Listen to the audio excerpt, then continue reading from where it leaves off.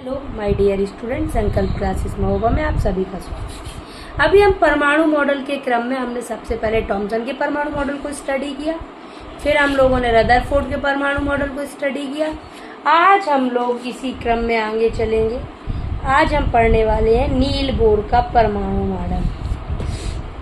Okay, अब देखें,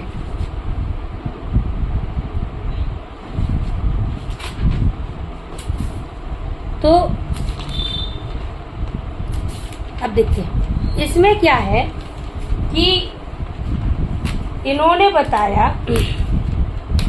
इन्होंने क्या किया, जो रदरफोर्ड का परमाणु मॉडल था, नील बोर ने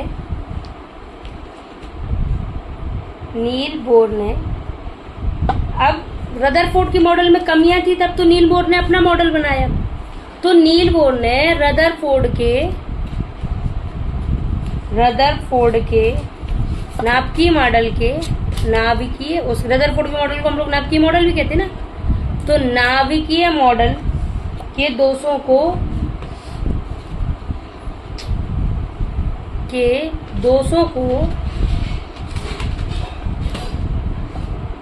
किस आधार पर दूर किया? प्लांक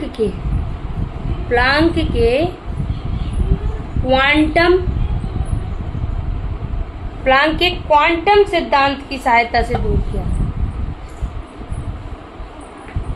प्लांक के क्वांटम सिद्धांत की सहायता से दूर किया। ओके,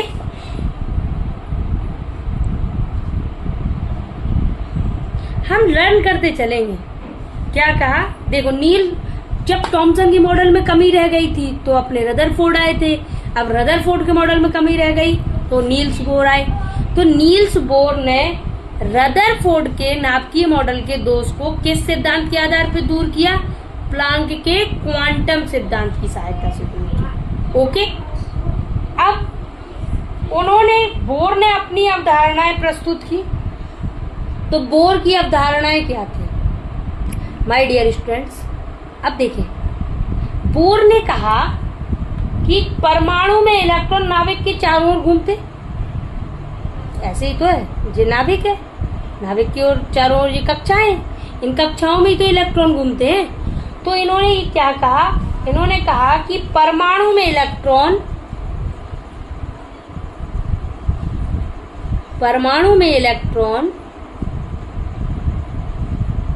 नाभिक के चारों ओर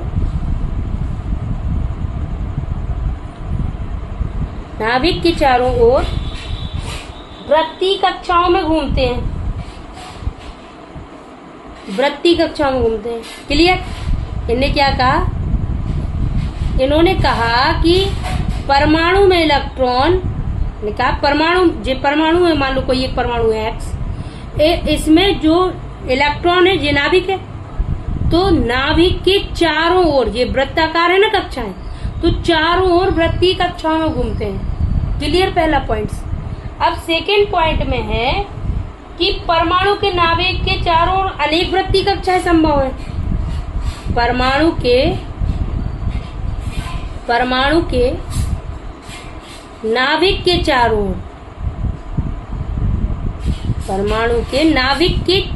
ओर अनेक वृत्तीय कक्षाएं संभव है। हाँ, ये बात सही है, अनेक वृत्तीय कक्षाएं संभव है ना, अनेक वृत्तीय कक्षाएं संभव है।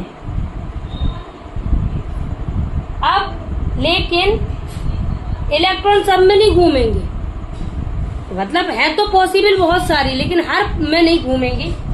क्यों? इलेक्ट्रॉन केवल निश्चित कक्षाओं में घूमते हैं। इलेक्ट्रॉन केवल निश्चित कक्षाओं में घूमते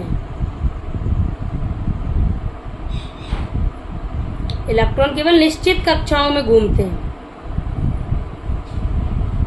ओके, इलेक्ट्रॉन केवल कहाँ घूमते हैं? निश्चित कक्षाओं में घूमते हैं, बिना ऊर्जा का उत्सर्जन किए। कैसे घूमते हैं? बिना ऊर्जा का उत्सर्जन किए।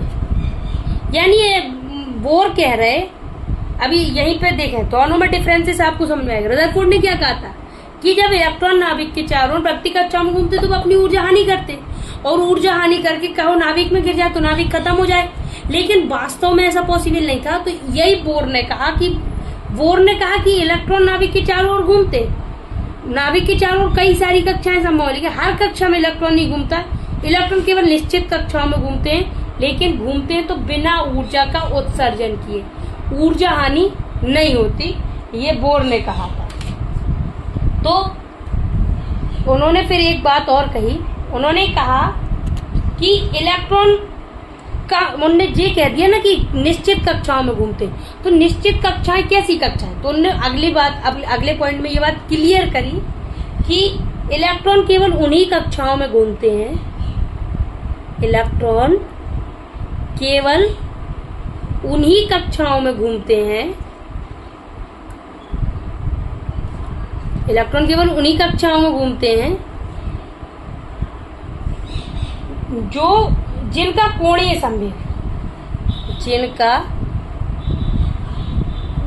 कोणीय संवेग, कोणीय संवेग ये फिजिक्स में भी है, इंपॉर्टेंट डेफिनेशन है कोणीय संवेग की। तो कोणीय संवेग कितना होगा, जिनका कोणीय संवेग h/2π, कितना h/2π का पूर्ण गुणित होता है, ऐसी कक्षाओं में घूमेंगे। ओके, यानी उन्होंने कहा कि इलेक्ट्रॉन केवल उन्हीं कक्षाओं में घूमेंगे जिनका कोणीय संवेग h/2π का पूर्ण गुणज होगा।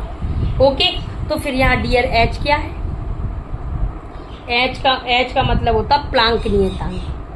h क्या है, प्लांक नियतांक।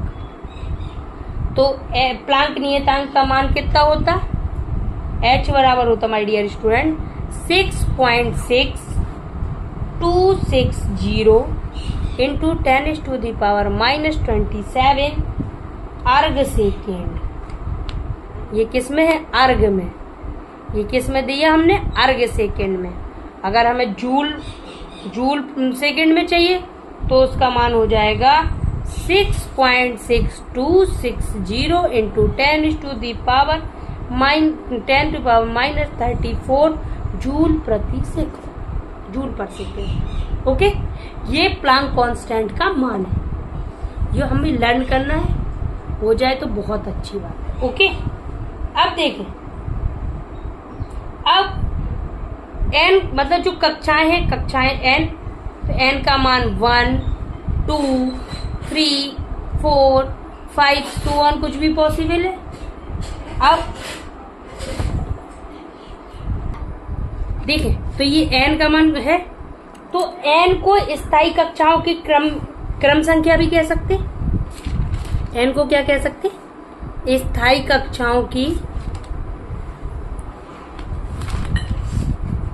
क्रम संख्या। ओके, क्या कह सकते, स्थायी कक्षाओं की क्रम हो गया। अब परमाणु में इलेक्ट्रॉन की ऊर्जा, परमाणु में इलेक्ट्रॉन की ऊर्जा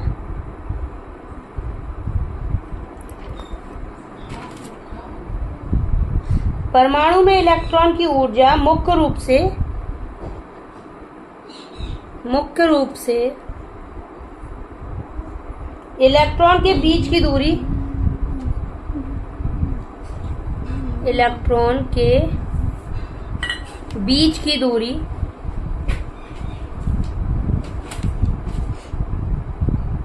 अर्थात बीच की दूरी को ही तो त्रिज्या कहते, अर्थात कक्षा की त्रिज्या पर निर्भर करता है।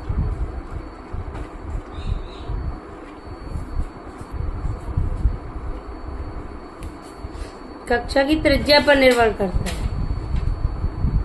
ओके,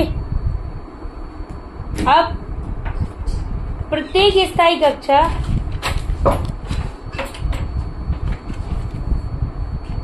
जो स्थायी कक्षा होगी, प्रत्येक स्थायी कक्षा एक निश्चित ऊर्जा स्तर, एक निश्चित ऊर्जा स्तर को बताएगी, मतलब प्रदर्शित करेगी।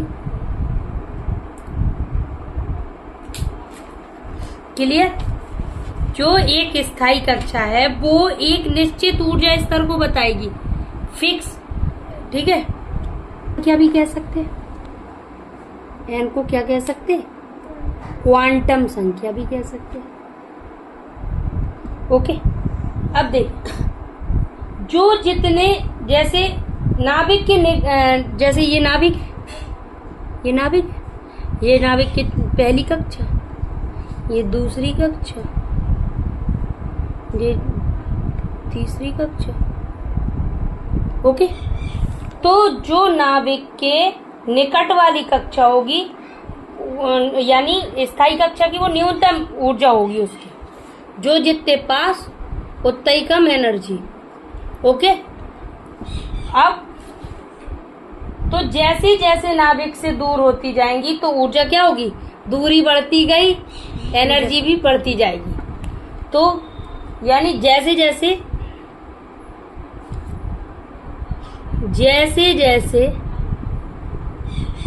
स्थायी कक्षा नाभिक से दूर होती जाती है, नाभिक से दूर होती जाती है, नाभिक से दूर होती जाती है, तो क्या होता है, उसकी ऊर्जा बढ़ती है, ऊर्जा बढ़ती जाती है। क्लियर? जैसे हम लोग दिखाएं, जैसे कि हम कहें 1 2 3 4, तो ये क्या हो जाएगा, जैसे हम प्रदर्शित करेंगे तो K L M N। Okay, अब ये प्रदर्शित करने का क्या है, तरीका है। अब इलेक्ट्रॉन स्थायी कक्षाओं में बिना ऊर्जा का उत्सर्जन किए घूमते हैं। ये बोर ने ही तो कहा था, बोर ने क्या कहा कि इलेक्ट्रॉन स्थायी कक्षाओं में, इलेक्ट्रॉन स्थायी कक्षाओं में बिना ऊर्जा उत्सर्जन किए, बिना ऊर्जा उत्सर्जन किए घूमते हैं। ओके, अब ऊर्जा एक विकिरण के रूप में अवशोष, मतलब एनर्जी ऐसी नहीं होती, कैसी निकलेगी, विकिरण के फॉर्म में निकलेगी। तो ऊर्जा का उत्सर्जन या अवशोषण विकिरण के रूप में होता है। किस रूप में होता है, विकिरण के रूप में होता है। Okay, clear? किस रूप में होता है, ये विकिरण के रूप में होता है। अब इलेक्ट्रॉन एक स्थायी कक्षा से दूसरी कक्षा में कूदता है, जैसे यहाँ है, यहाँ से यहाँ जाना, तो इलेक्ट्रॉन एक स्थायी कक्षा से दूसरी स्थायी कक्षा में कूदता है, जब मतलब जब जरूरत होगी। तो जब वो जाएगा तो क्या करेगा, एनर्जी जब एक कक्षा से दूसरी कक्षा में जाएगा तो एनर्जी उत्सर्जित करेगा। जब इलेक्ट्रॉन एक स्थायी कक्षा से दूसरी स्थायी कक्षा में कुछ कूदेगा तो पहली कक्षा में एनर्जी मान लीजिए E1 था और दूसरी कक्षा में एनर्जी E2 था, तो यानी दोनों के एनर्जी का डिफरेंस क्या होगा, डेल्टा ही, कुल एनर्जी निकल आएगी। तो इससे पता चल जाएगा कि एनर्जी का उत्सर्जन हो रहा, या अगर ये प्लस में आया या तो प्लस में आएगा या माइनस में आएगा। प्लस में आया तो यानी अवशोषण हो रहा, माइनस में आया तो क्या हो रहा, ऊर्जा का उत्सर्जन हो रहा। क्लियर? तो यानी अब उत्सर्जित होगी एनर्जी तो या अवशोषित होगी, तो प्लांक समीकरण क्या था, V बराबर E2 minus E1 upon H। ये पर सेकेंड काउंट होता। ओके, ये कैसे काउंट होता, पर सेकेंड काउंट होता। अब जब एनर्जी इन परिवर्तन, जैसे ये चेंज आया, ये चेंज आया ना। तो इन परिवर्तनों के फलस्वरूप, इन परिवर्तनों के फलस्वरूप परमाणु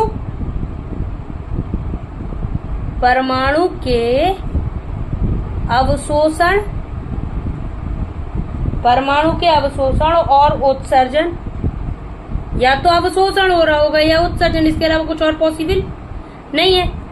तो अवशोषण और उत्सर्जन स्पेक्ट्रम में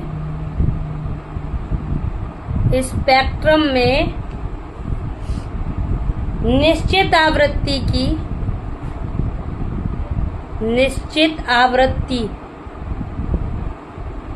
की रेखाएं उत्पन्न, निश्चित आवृत्ति की रेखाएं उत्पन्न होंगी। ओके, अब इनने अपनी बात कह दी, ये था बोर का मॉडल। अब लेकिन बोर का जो मॉडल था उसमें भी माय डियर स्टूडेंट्स कमियां थी। तो उनकी कमी को ही क्या कहेंगे, जो जिसमें कमी होती है उसको दोष भी कह देते। क्या कहते थे? दोष। तो अब हम देखेंगे परमाणु मॉडल के जो बोर के, नील बोर या बोरे की चीज है, उनका पूरा नाम नील बोर है, हम लोग बोर भी कह देते। तो बोर के परमाणु मॉडल के दोष, अब हम लोग क्या पढ़ेंगे? बोर के परमाणु मॉडल के दोष। माय स्टूडेंट्स, देखें, कोई काम कितने भी अच्छे से किया जाए, कमी रह गई तो उसे क्या कहेंगे? दोष। तो इनकी एक्सप्लेनेशन में क्या था? इन्होंने कहा कि जो मतलब उनका बोर का सिद्धांत है वो हाइड्रोजन और हाइड्रोजन के जैसे। उन्होंने क्या कहा? बोर ने कहा कि बोर के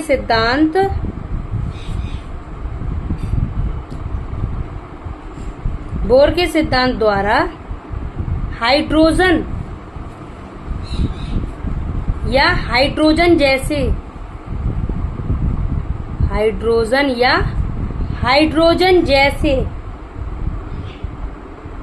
एक इलेक्ट्रॉन युक्त आयनों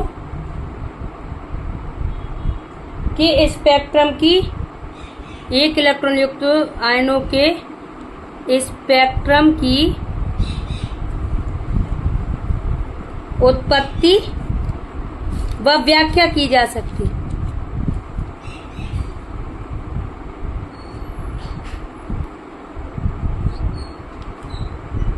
क्लियर? यानी इनमें क्या प्रॉब्लम हो गई कि जो बोर का सिद्धांत है वो केवल हाइड्रोजन या हाइड्रोजन के जैसे एक इलेक्ट्रॉन वाले आयनों के स्पेक्ट्रम की व्याख्या कर सकता, यानी दो या दो से ज्यादा इलेक्ट्रॉन वालों की व्याख्या नहीं कर पाएगा। यानी ये इसकी एक सबसे बड़ी कमी हो गई। और इन्होंने इन्होंने कहा कि जो उच्च विभेदन क्षमता के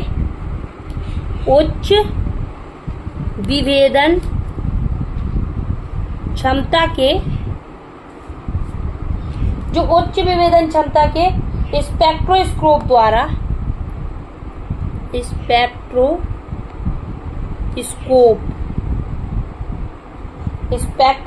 द्वारा जांच करने पर ज्ञात हुआ कि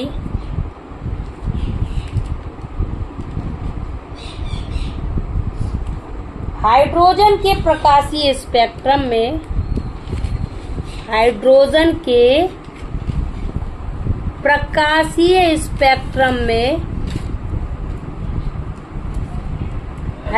के प्रकाशीय स्पेक्ट्रम में जो रेखाएं एकल प्रकट हो रही थी, मतलब जो सिंगल लाइन दिख रही थी, जो एकल लाइन प्रकट हो रही थी,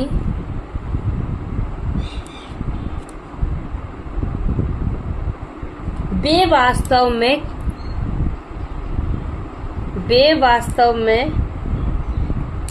सूक्ष्म रेखाओं के समूह से बनी थी। वे वास्तव में सूक्ष्म रेखाओं के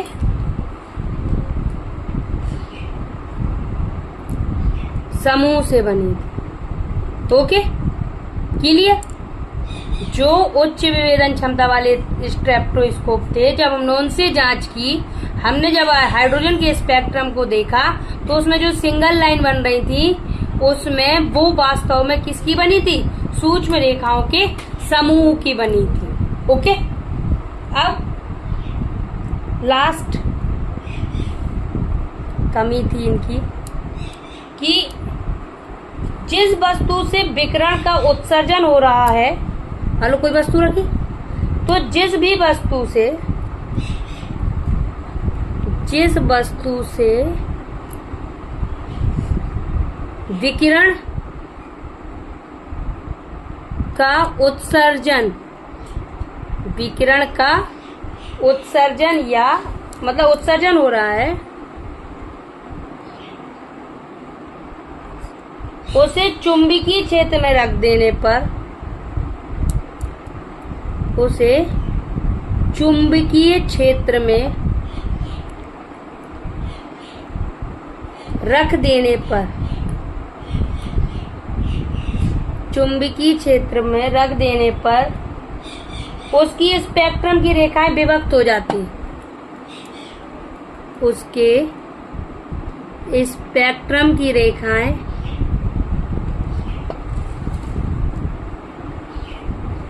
विभक्त हो जाती है, यानी बट जाती हैं। ओके, कैसी हो जाती है? ये बट जाती हैं। तो इस मतलब इन रेखाओं के विपाटन को जेमान प्रभाव कहते हैं। जो ये बट जाती, क्या इस स्पेक्ट्रम रेखाओं के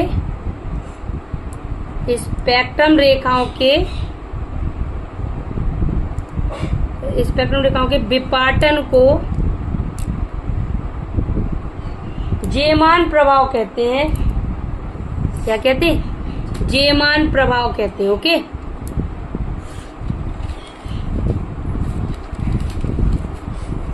लेकिन जेमान प्रभाव, लेकिन बोर का मतलब जो बोर थे, लेकिन बोर का मॉडल इसकी व्याख्या नहीं कर सका कि यानी